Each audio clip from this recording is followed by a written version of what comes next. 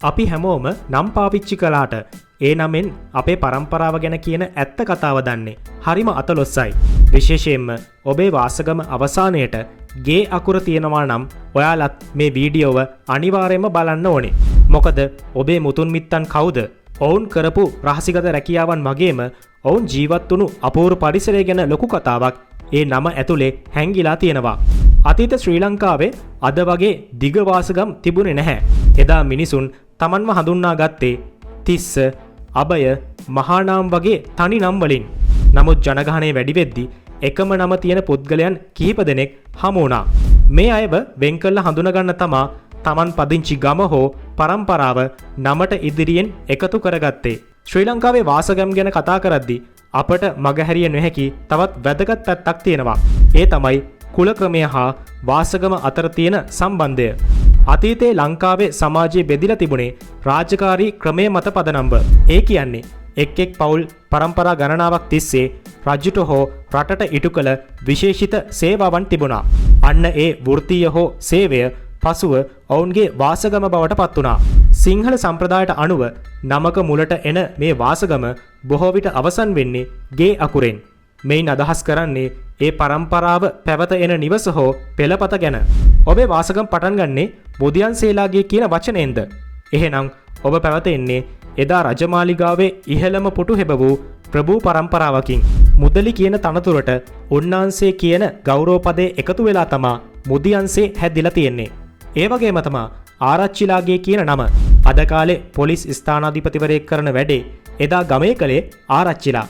ගමේ ආරක්ෂාව බලපු නීතිය ක්‍රියාත්මක කරපු ඒ ගම්බීර පරම්පරාවේ උරුමය තමා අද ඔබ ඔය වාසගමෙන් අරන් යන්නේ. ලියනගේ කියන්නේ එදා රජමාලිගාවේ නැතිනම් රජයේ පරිපාලන කටයුතු වල ලේඛන කටයුතු සිදු කළ පිරිස.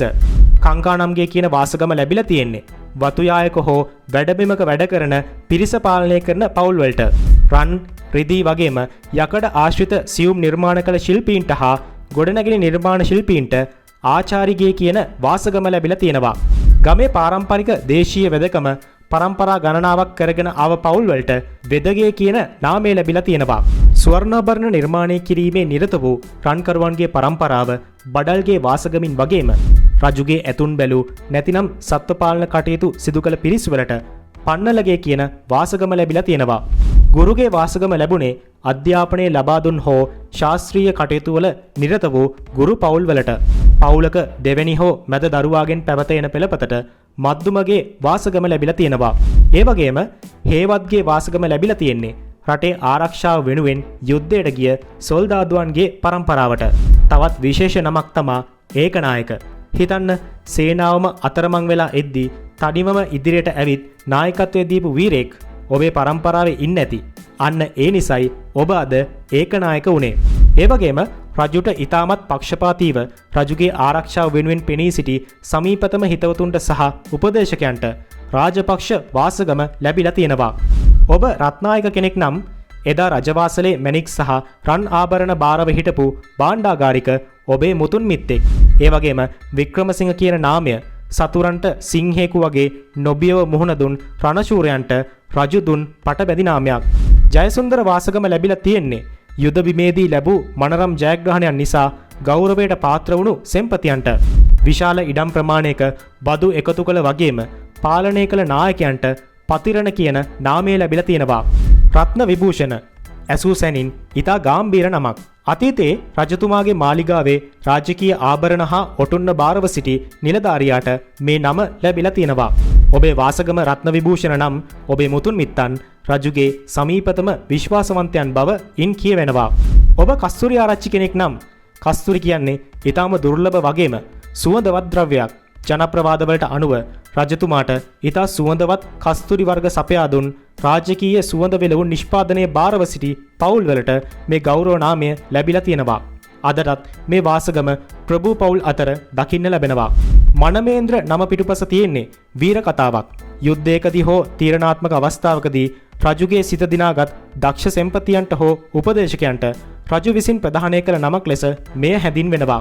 ඒ වගේම පැරණි කතාවලට අනුව සටන් බිමේදී තනිවම සතුරන් පරාජය කරමින් තම සේනාව මෙහෙය වූ අසාමාන්‍ය ශක්තියක් ඇති වීරයන්ට රජු විසින් රණවීර පදවිය තෑගි කරලා තියෙනවා.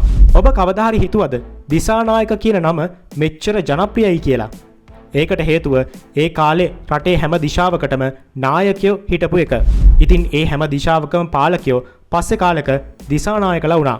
ඉතින් ඔබ දිසානායක කෙනෙක් නම් ඔබ පැවත එන්නේ එදා ගම් දනව් පාලනය කළ පාලක පරම්පරාවකින්. නමුත් ලංකාවේ හැමෝගෙම වාසගම් සිංහල ඒවා නෙවෙයි. 1505 පෘතුගීසින්ගේ පැමිණීමත් එක්ක මේ තත්ත්වය වෙනස් වුණා. ඔබ පෙරේරා කෙනෙක් නම් ඒ නමේ තේරුම මොකක්ද කියලා ඔයාලා දන්නවද? පෘතුගීසි භාෂාවෙන් එහි තේරුම පෙයාස් ගස යන්නයි. ඒ වගේම ද සිල්වා කියන්නේ වනාන්තරයටයි. ප්‍රනාන්දු කියන්නේ නිර්භීත සංචාරකයාට. මේ විදිහට මුහුදුබඩ ප්‍රදේශ ආශ්‍රිතව මසුන් ඇල්ලීම, කුරුඳු වෙළඳාම් වගේම තල් ආශ්‍රිත කර්මාන්තය කළ පිරිස් ඔවුන්ගේ වාසගම්වලට බොහෝ විට ප්‍රනාන්දු, ද සිල්වා, සොයිසා වගේ යටත් විජිත සමයේ ලැබුණු නම් යොදා ගැනීම දකින්න ලැබෙනවා. පෘතුගීසින්ගෙන් පස්සේ ලංකාවේ මුහුදුබඩ ප්‍රදේශ පාලනය කළ ලන්දේසින් හරහා අපට තවත් අමුතුම වාසගම් සමූහයක් උරුම වෙලා තියෙනවා. ලන්දේසි නම්වල විශේෂත්වය තමයි නමකට ඉදිරියෙන් වැන් කියන වචනය යෙදලා තියෙනවා. මෙහි තේරුම් වෙන්නේ යම් ප්‍රදේශයකින් පැමිණි යන්නයි. වැන් ඩොට්, වැන් හේයික්, වැන් රීන් වැනි නම් නිදසුන් විදිහට පෙන්වා දෙන්න පුළුවන්. ලන්දේසි පාලන සමයේදී ලංකාවේ ඉහළ පවුල් සමග ඇතිවුණු සබඳතා නිසා වර්ණකුල සූරිය, කුරුකුල සූරිය වැනි සමහර සිංහල වාසගම් සමග ලන්දේසි නම් මිශ්‍ර වුණු අවස්ථාත් අපිට දකින්න ලැබෙනවා. ඒ වගේම 1815 පස්සේ මුළු ලංකාවම ඉංග්‍රීසි පාලනයට නතුවීමත් සමග අපේ නම්වලට බටහිර ඌරුව තදින්ම බද්ධ වුණා. ඉංග්‍රීසි ආණ්ඩුව යටතේ රැකියා ලබා ගැනීමට වගේම මිෂනාරී පාසල්වල අධ්‍යාපනය ලැබීමට බොහෝ දෙනෙකුට සිංහල නම් වෙනුවට ඉංග්‍රීසි නම් භාවිතා කිරීමට සිදු වුණා.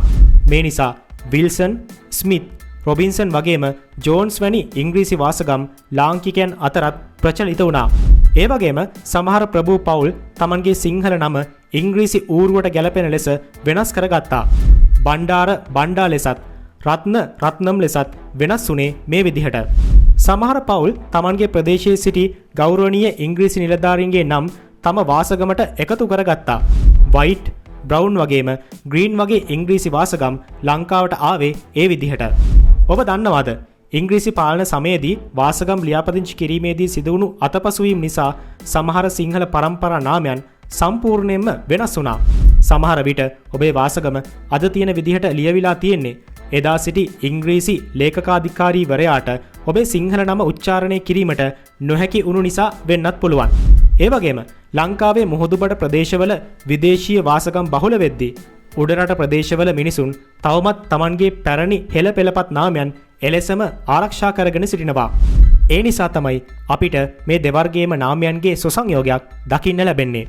පෘතුගීසි, ලන්දේසි වගේම ඉංග්‍රීසි ජාතිකයන් අපේ රට පාලනය කරද්දී ඔවුන්ගේ ආගම හා සංස්කෘතිය වැළඳගත්ත ලාංකිකයන්ට මේ විදේශීය නම් හිමි වුණා. අදටත් මේ නම් ලංකාවේ කෙතරම් ජනප්‍රියද කියනවනම් ලංකාවේ වැඩිම පිරිසක් භාවිත කරන වාසගම බවට පත් වෙලා තියෙන්නේ පෘතුගීසි වාසගමක් වෙන පෙරේරා වාසගම. අද කාලේ වාසගමක් කෙනෙකු උසස් හෝ පහත් යයි මැනීමට පාවිච්චි කරන මිම්මක් නෙවෙයි.